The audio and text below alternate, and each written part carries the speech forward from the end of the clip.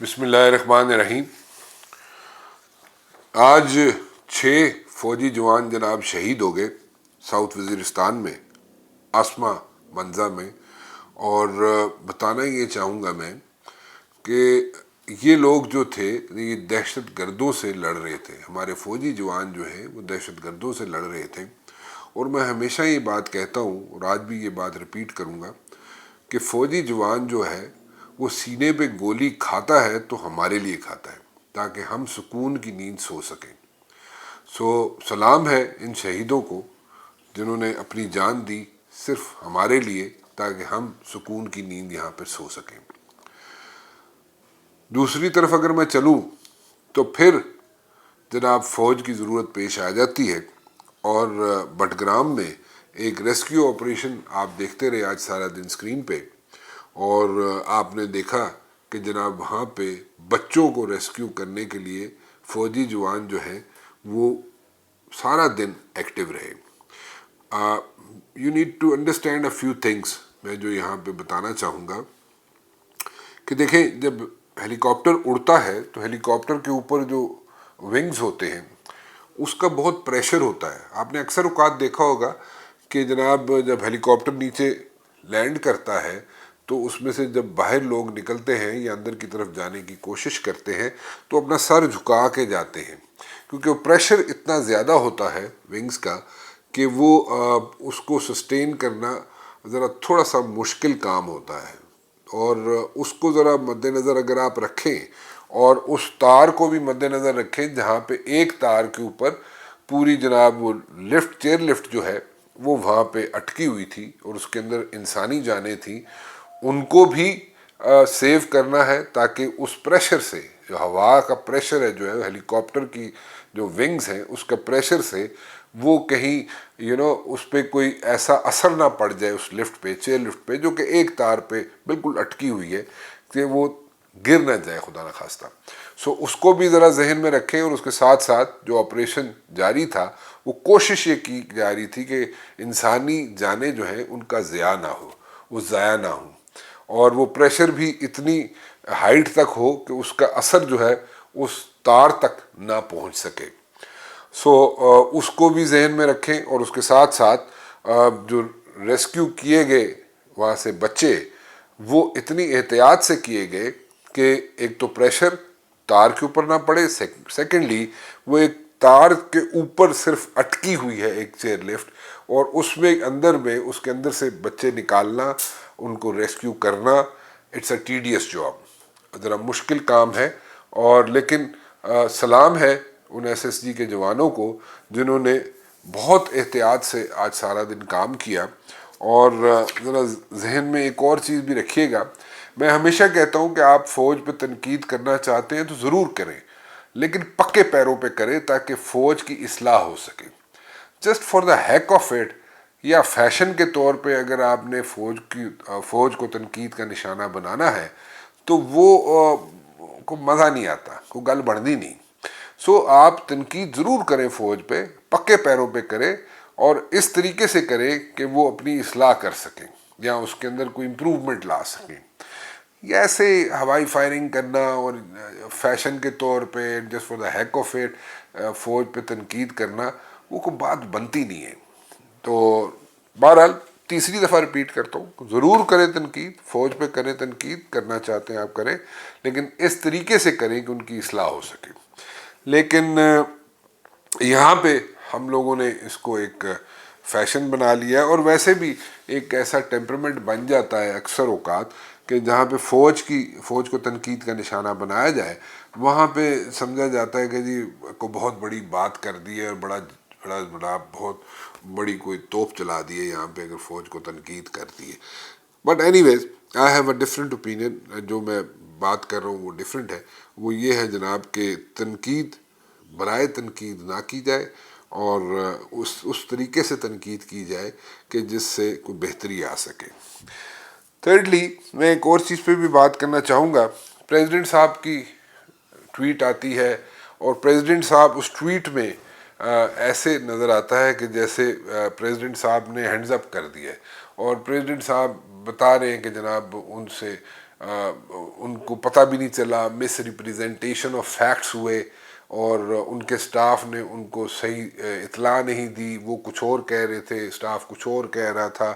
اور جس کی وجہ سے جو بل ہے وہ پاس ہو گیا، اور اس سے جو لوگ افیکٹ ہوں گے، پریزیڈنٹ صاحب کہہ رہے ہیں جناب میں ان سے معذرت خواہ ہوں۔ دا پوائنٹ از، دیکھیں پریزیڈنٹ صاحب ڈاکٹر الوی صاحب قابل احترام ہیں، میں بڑی عزت کرتا ہوں ان کی، بڑے اچھے آدمی ہیں، وہ بڑے نفیس آدمی ہیں، پڑھے لکھے آدمی ہیں، بٹ دا پوائنٹ از کہ اگر آپ پریزیڈنٹ آف پاکستان ہیں اور آپ کا سٹاف جو ہے وہ آپ کو اگر غلط بیانی سے کام لے رہا ہے، جیسے آپ ٹویٹ میں کہہ رہے ہیں، اور آپ کہہ رہے ہیں جناب کہ آپ کو جناب صحیح پکچر پیش نہیں کی گئی، تو آپ کم از کم یہ تو کر سکتے ہیں نا کہ آپ جن لوگوں نے آپ کو صحیح اطلاع نہیں دی یا آپ کو صحیح طریقے سے پکچر اور پراپر طریقے سے پورٹرے نہیں کی، ان کے خلاف انکوائری کر سکتے ہیں۔ جسٹ میئرلی ایک آدمی کو وہاں سے نکال دینا، دیٹ از ناٹ انف۔ اگر آپ پریزیڈنٹ ہیں اور آپ کے پاس پاورز ہیں اور آپ سمجھتے ہیں کہ جناب اپنی پاورز آپ اسرٹ کر سکتے ہیں، تو آپ you might as well go for inquiry, اور اس انکوائری کے تحت جو لوگ آپ کو غلط بیانی سے کام دیتے رہے ان کے خلاف انکوائری کریں اور ان کو ایک ایگزامپل بنائیں۔ اور اگر آپ نہیں کر سک رہے یہ کام، تو پھر آپ ایک سچویشن میں ہیں، اور وہ سچویشن یہ ہے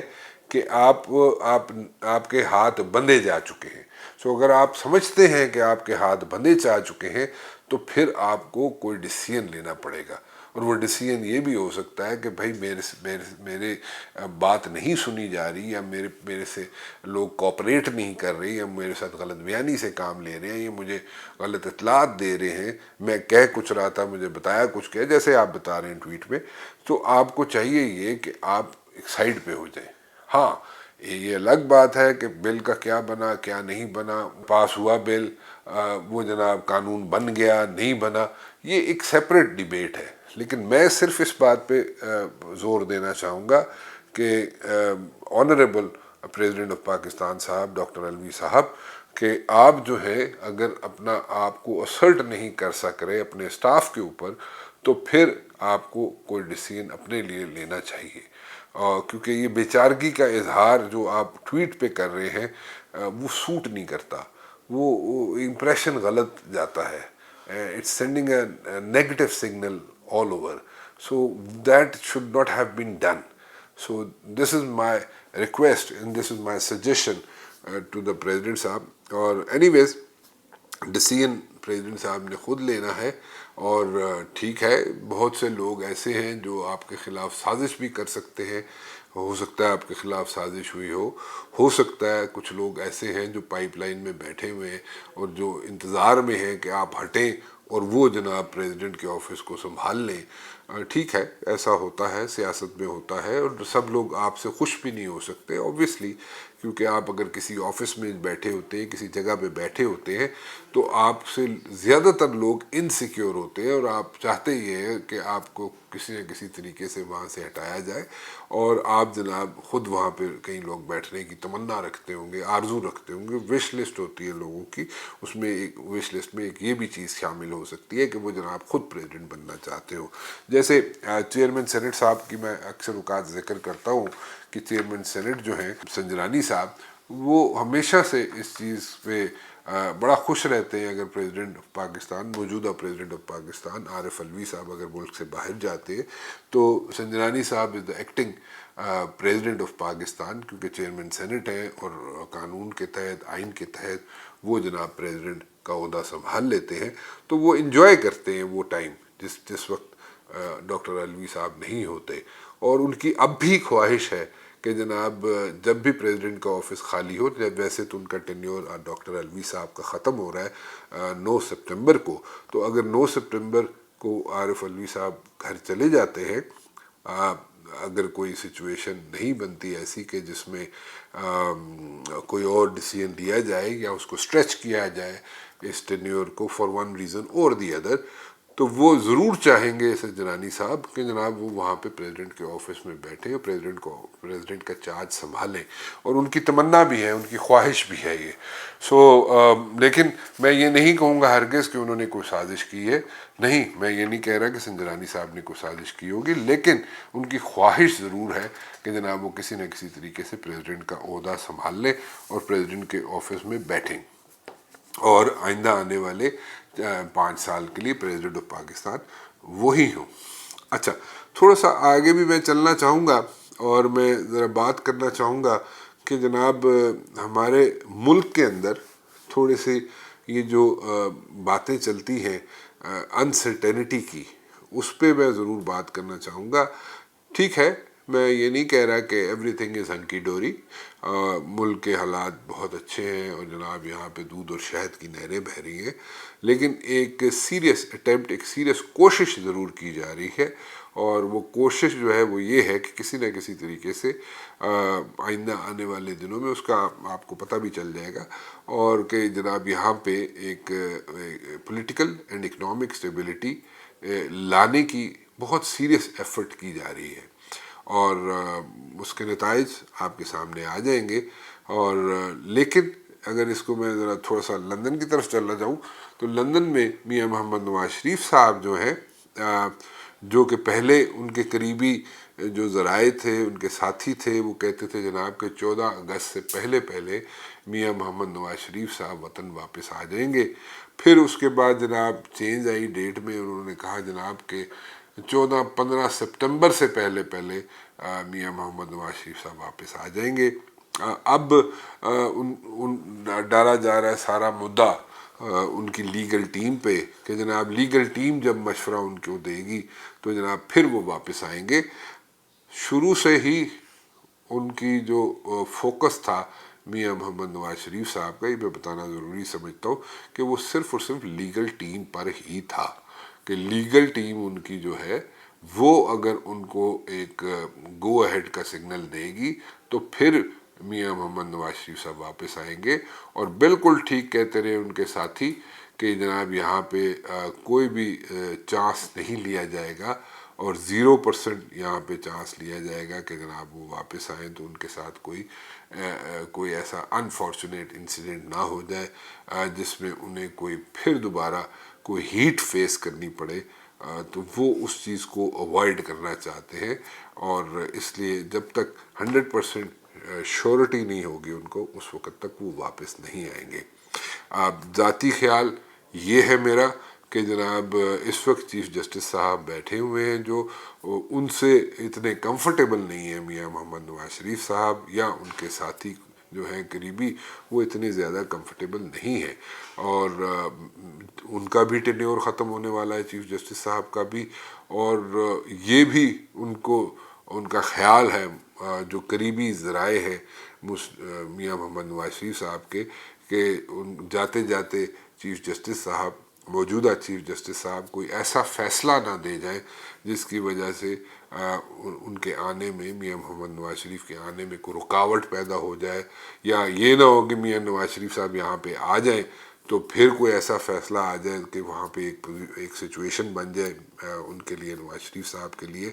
اس لیے وہ ہر چیز کو دیکھ بھال کے، ہر قدم پھونک کے چلنا چاہتے ہیں. جیسے کہ یہ حکومت آئی تھی، جو پچھلی حکومت آئی تھی پی ڈی ایم کی، ان پہ یہ بالکل کلیئرلی نظر آ رہا تھا کہ وہ جتنے کیسز ان کے اوپر بنے ہوئے ہیں، پہلے انہوں نے ایک ایک کر کے اپنے کیسز جو ہیں وہ ختم کروائے، اور اس کے بعد اپنے آپ کو ایک کلین چٹ دی. لیکن ساری چیزیں اپنی جگہ درست، لیکن میاں محمد نواز شریف صاحب کہاں گئے؟ میاں محمد نواز شریف صاحب کے لیے کوئی سچ وہ ایفرٹ نہیں کی گئی جو کرنی چاہیے تھی. ان کے اپنی حکومت تھی، ان فرنٹ فٹ پہ اگر دیکھا جائے on the face of it Muslim League نون کی حکومت تھی، تو مسلم لیگ نون کی حکومت نے سچ وہ کون سے ایفرٹس کیے کہ جو میاں محمد نواز شریف صاحب کو اب کرنے پڑ رہے ہیں، یا اب ان کو لینے پڑ رہے ہیں وہ ڈیسیژن، یا اب انہیں وہ جو سچویشن میں پھنسے ہوئے تھے اب ان کو وہ کرنے پڑے. کیا اس ساری چیزوں کا مطلب تو یہ ہوا کہ جناب وہ انتظار کر رہے تھے کہ چیف جسٹس صاحب جناب جو موجودہ چیف جسٹس ہے سپریم کورٹ کے وہ ریٹائر ہو جائیں پھر وہ آئیں, یا اس وقت وہ نہیں کوئی رسک لینا چاہ رہے تھے کہ شاید کوئی ایسا کوئی ڈیسیژن نہ آ جائے جس کی وجہ سے میاں محمد نواز شریف صاحب وٹ ایور کو پرابلم پیش آ جائے, what ever the reason was. لیکن دا پوائنٹ از کہ میاں محمد نواز شریف صاحب کے لیے اس وقت آسانیاں پیدا کیوں نہیں کی گئیں. اس وقت کی حکومت یعنی کہ شہباز شریف صاحب کی حکومت جو تھی اس وقت اتنی آسانیاں کیوں نہیں پیدا کی گئیں, اس کے کیا ریزنز تھے؟ کیا مسلم لیگ نون کے اندر جو سپلٹ ہے وہ ریزن تھا یا کچھ اور ریزنز تھے؟ لیکن جو بھی ریزنز ہو, لیکن تو ایک بات تو بالکل کلیئر ہے کہ ووٹ بینک جو مسلم لیگ نون کے اندر ہے وہ صرف اور صرف میاں محمد نواز شریف صاحب کا ہے. گو کہ جناب شہباز شریف صاحب کہتے ہیں کہ وہ بلو آئیڈ ہے جناب ملٹری اسٹیبلشمنٹ کے پچھلے 30 سال سے, لیکن پھر بھی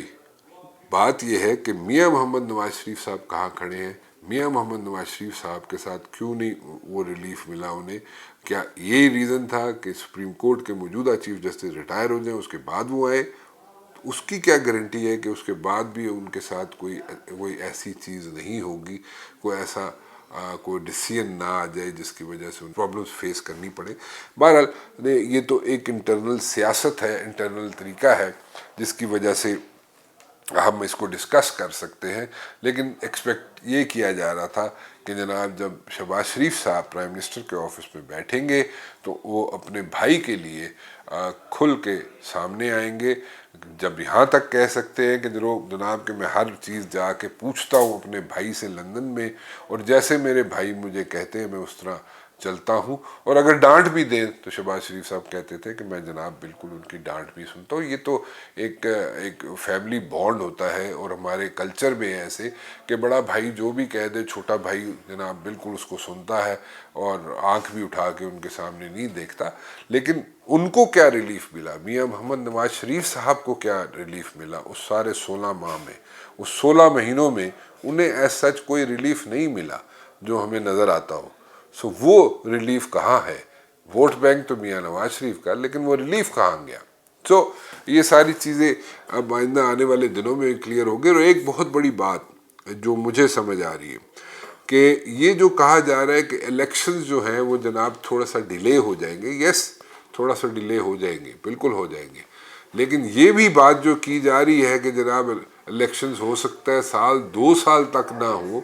اس پہ ابھی کوئی فیصلہ نہیں ہو سکا. آئی ول ناٹ سے کہ اس پہ کوئی فیصلہ ہو چکا ہے یا اس کو بالکل مد نظر رکھا جائے گا یا اس پہ کوئی زیر غور ہے وہ مسئلہ نہیں. I don't think so. میرے خیال میں آئندہ آنے والے کچھ دنوں میں یہ فیصلہ ہوگا کہ بھائی فیبرری میں ہی الیکشنز ہوں گے, 15 فیبرری ایک ہفتہ پہلے ایک ہفتہ بعد میں الیکشنز ہوں گے, یا اس سے بھی آگے جائیں گے. اس کا فیصلہ اگلے 2-4 دنوں میں آئی ووڈ سے کہ کیا جائے گا. ابھی کوئی حتمی فیصلہ نہیں کیا گیا. Thank you very much.